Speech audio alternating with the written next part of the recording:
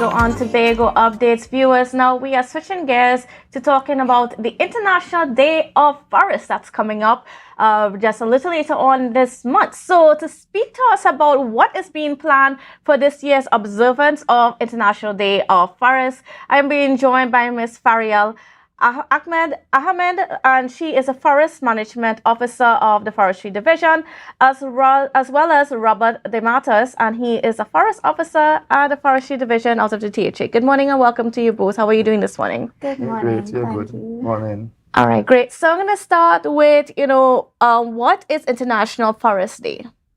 Okay, so in 1971, World Forestry Day originated. And in 2012, the UN declared it as the International Day of Forests.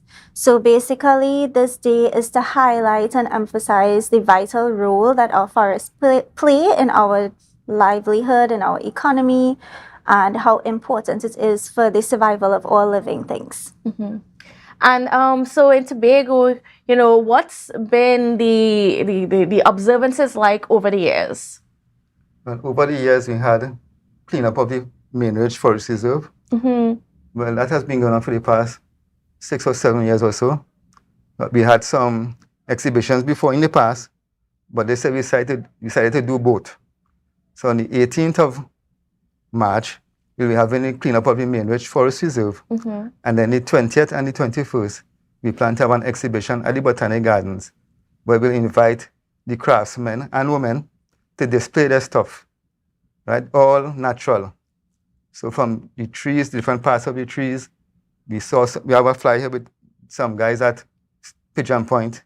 They use the coconut to do their art and craft. Some did shaping in monkeys, some did birds, and all of that. So we thought it nice to have them in one area so that the population can see, Tobago can see the talented people that we have on the island here.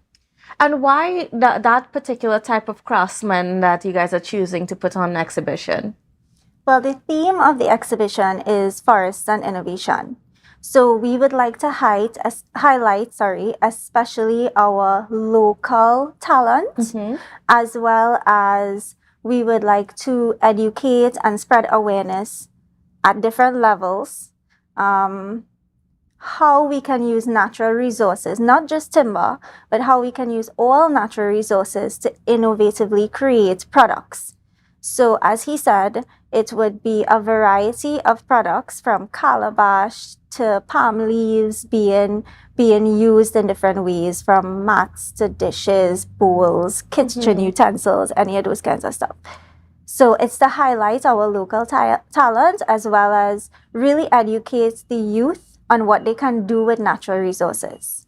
And I want to talk a little bit even about the forest itself and how important it is to just the viability and the sustainability of Tobago.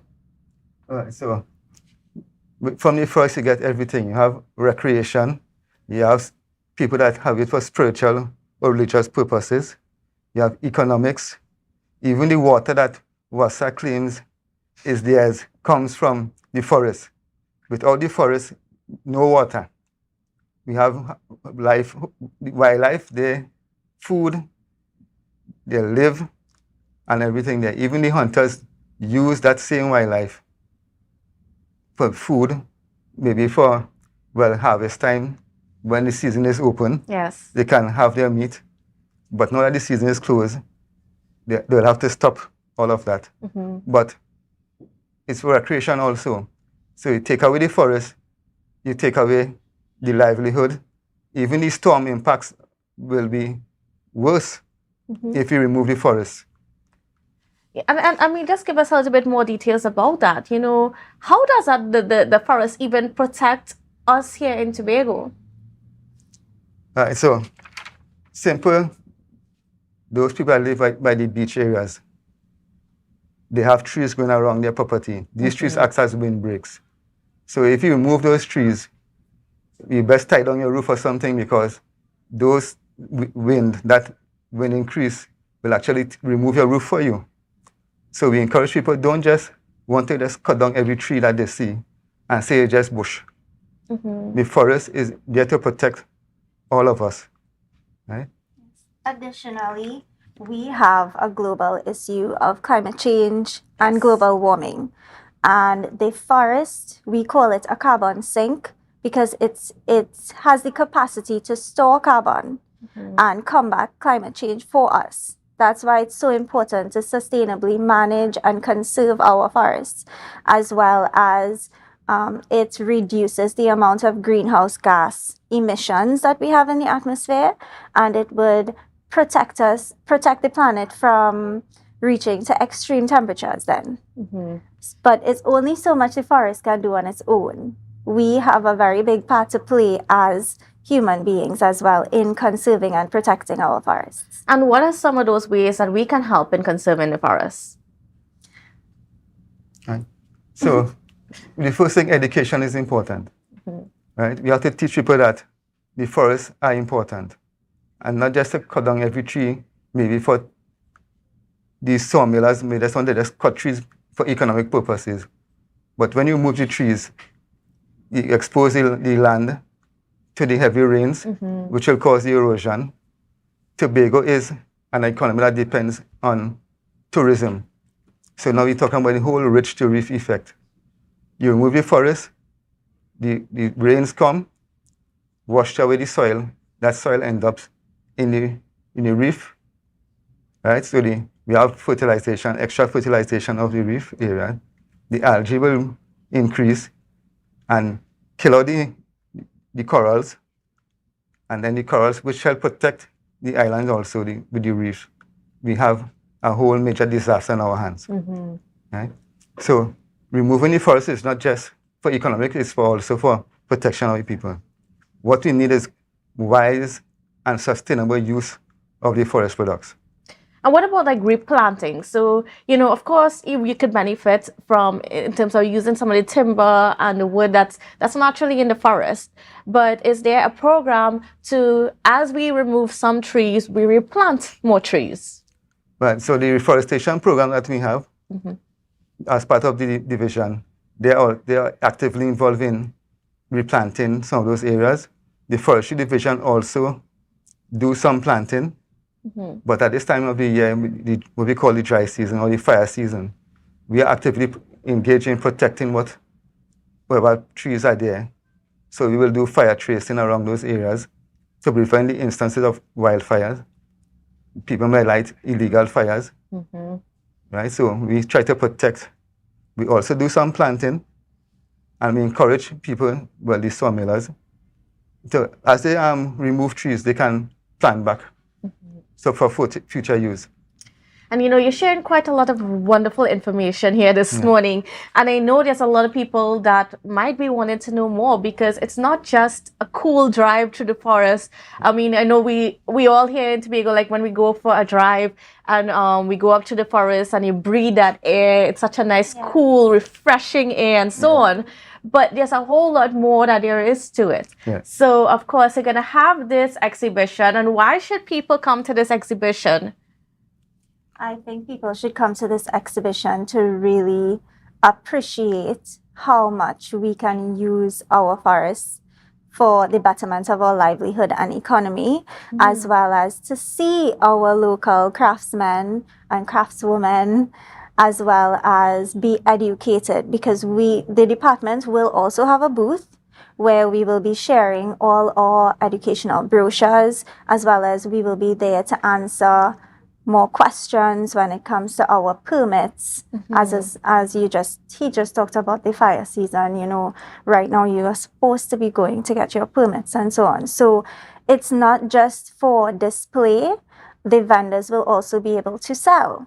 They would be able to sell their crafts, and you can come to our department booth to find out any information you may need. Anyone with information about need information about the exhibition can call our office. The number is on the flyer that it was just displayed, and we will be happy to answer any questions for you all. Okay. And additionally, the craftsmen, when I would cut a tree, they just take normally the main stem, because that is all they're interested in for board purposes. The other parts of the tree, the branches and all of that, stays on the ground there. These craftsmen, they take those branches. They can utilize those branches and make things like scissor sticks. And so the stick doesn't take much material. So that goes to show you how much uses that one tree can have. For the sawmillers, for their main economic use, and then other craftsmen who make scissor sticks. When they rip a tree, there is the outside bark. Well, the first piece cutting, they normally discard that. And the craftsmen, that can be used. So we try to show them that you can use this to prevent wastage. You can basically use the entire tree. The Yes. entire tree, even the leaves. Because we do make hats from the leaves. We can make table mats from the leaves as well. So it's the leaves you can use. One of our crafters we would be highlighting, she actually takes the dried coconut and she carves it into different animals. So I'm excited for these people to really see the products and the variety of products that we are able to make. And of course, to learn about the importance of our forest as well. Yes.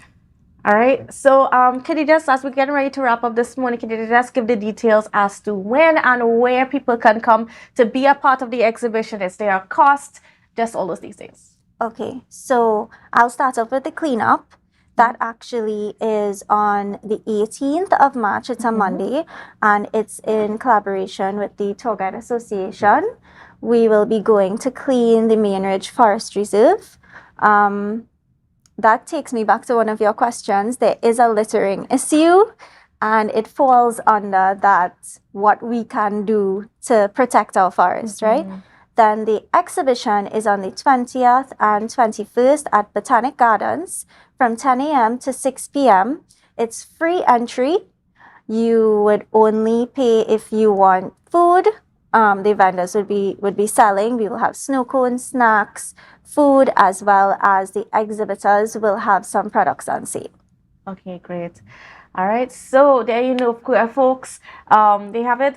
You can go and be a part of the exhibition, of course. I mean, and the children, this is a wonderful thing for to have our students involved, and so that they can learn how even they can have careers that help in us being able to protect our forest. Yes, and not just using woodworking, table, chairs, and all of that. Yes. Right? From those manufacture of table and chairs, we still have material that remain, and those material can be used otherwise, so there's no wastage. They can come and see a guy, Mr. Curtis Winchester. He uses all his board and do craft. So that will be one of the highlights of that exhibition. Certainly. And it's a good chance for us to patronize some of our local vendors who are doing some amazing work. Yes. All right, so thank you both for being on with us. And viewers, thank you for viewing. So hope you have a safe and wonderful day, and we will see you again tomorrow. Tobago updates.